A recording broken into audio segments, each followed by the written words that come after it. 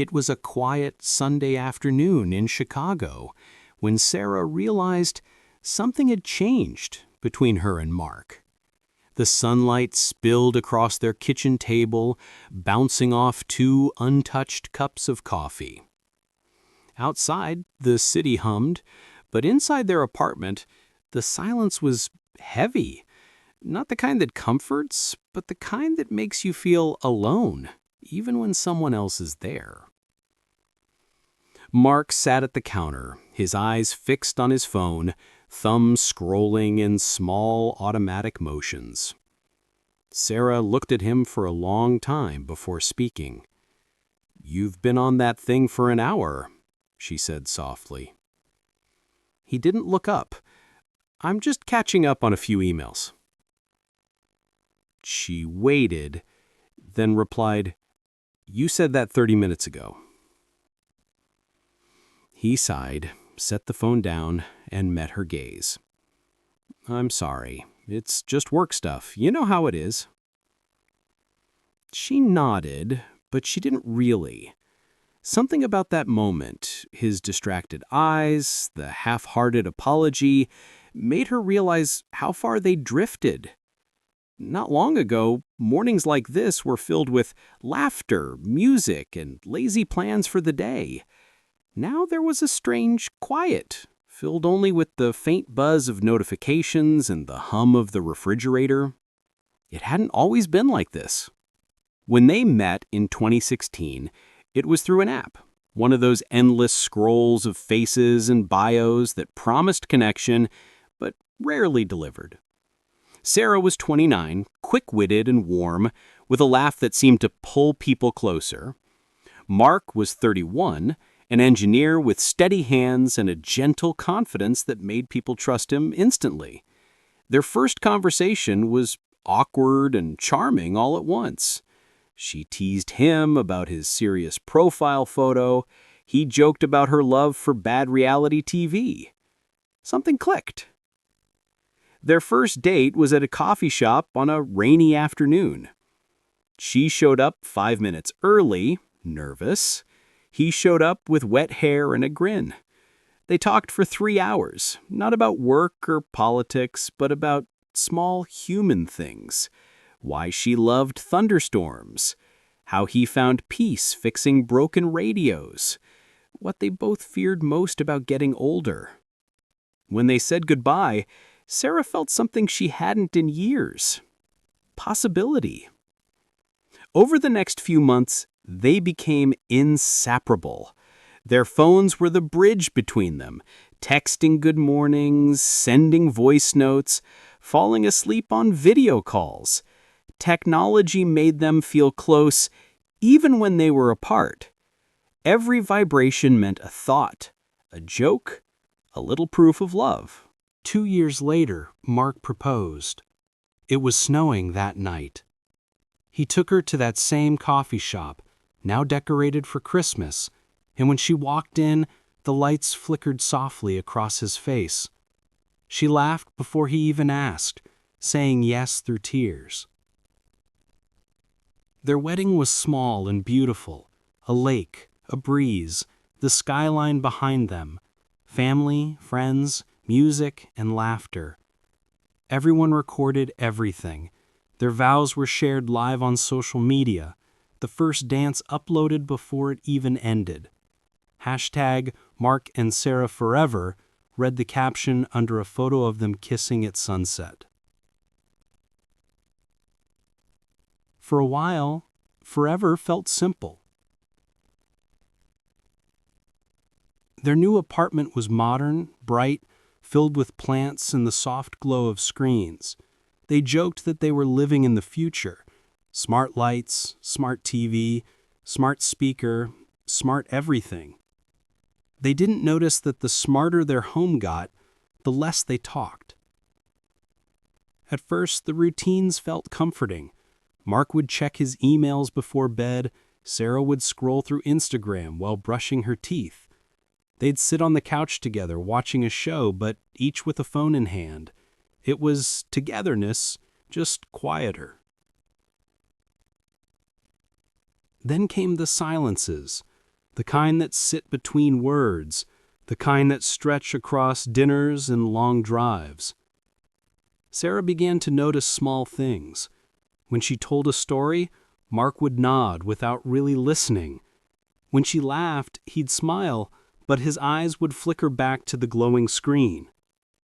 Sometimes he'd look up and catch her watching him with a sadness she didn't voice. One night, as they ate takeout in front of the TV, she said, "Do you remember when we used to talk during dinner?" He looked confused. "We still do." She smiled faintly. "Not really." He didn't answer. The show played on, the blue light painting their faces. In truth, Mark missed her too, but he didn't know how to say it. Work was stressful, his mind was always buzzing, and his phone, the same device that once connected them, had become his escape. When he looked at her and saw disappointment, guilt took its place. And guilt, more than anger, can make people retreat further into their screens. They weren't fighting, they were fading. Weeks turned into months. Their photos on social media still looked perfect. Smiling faces, Sunday brunches, anniversary dinners. But those moments were curated snapshots, not reflections of reality. In between the pictures were quiet evenings, tired words, and the kind of loneliness that creeps in when love becomes background noise. One rainy morning, everything changed. The power went out. No Wi-Fi, no internet, no background music. Sarah stood by the window, coffee in hand, listening to the unfamiliar silence. Mark tried to restart the router twice before giving up. "Guess we're offline," he said. She smiled faintly. Maybe that's not such a bad thing. He looked at her for a long moment, then laughed. "You're probably right." They sat together on the couch, phones useless. At first, they didn't know what to do. The silence felt awkward. Then Sarah said, "Remember that trip we wanted to take to Oregon?" Mark nodded. "The one we never planned?" "Yeah, I still want to go."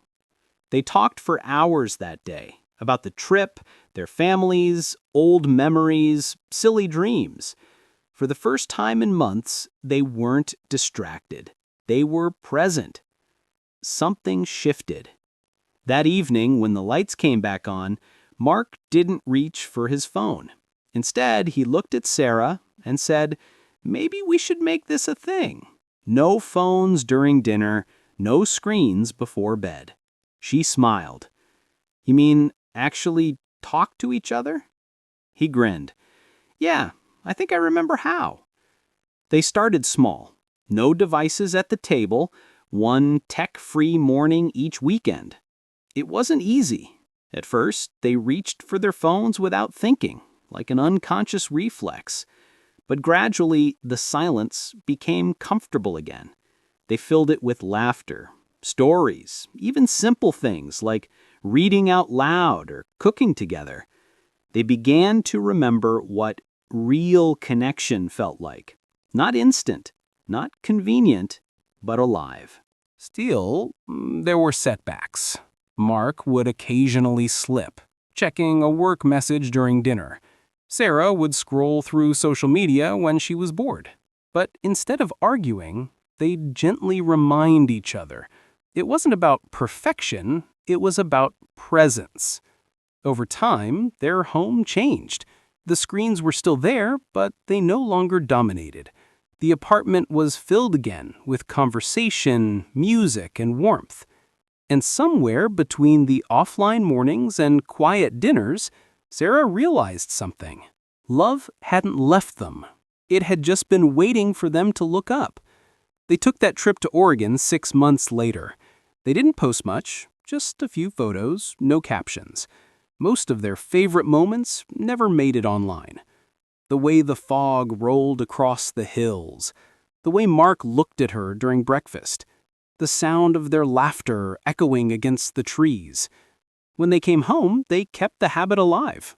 A few times a week, they'd have what they called unplugged hours. No phones, no TV, no noise. Just them. Years later, when Sarah looked back, she said it was that blackout day, the day the Wi-Fi went out, that saved their marriage.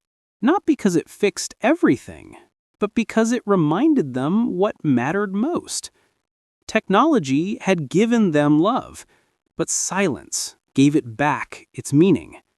They still used their phones, of course. They texted, streamed movies, shared photos. But now they did it together, not instead of each other. They still lived in a digital world, but they no longer let it define their relationship. In the end, their love story wasn't about deleting apps or giving up technology. It was about remembering that connection doesn't come from Wi-Fi. It comes from presence. And maybe that's the lesson for all of us. We live in a world that promises constant connection, but often delivers isolation. We talk more, but listen less. We share everything, but reveal nothing real. The glow of a screen is seductive, but it can never replace the warmth of a human gaze. Love requires attention. Attention requires intention. And intention begins when we put the phone down, look at the person in front of us, and say without words, "I'm here." Sarah and Mark learned that the hard way, but they learned it in time. And now, every time they sit down for dinner, every time they choose silence over scrolling, they're building something stronger than technology could ever simulate. They're building presence, the rarest, most precious form of love in the digital age.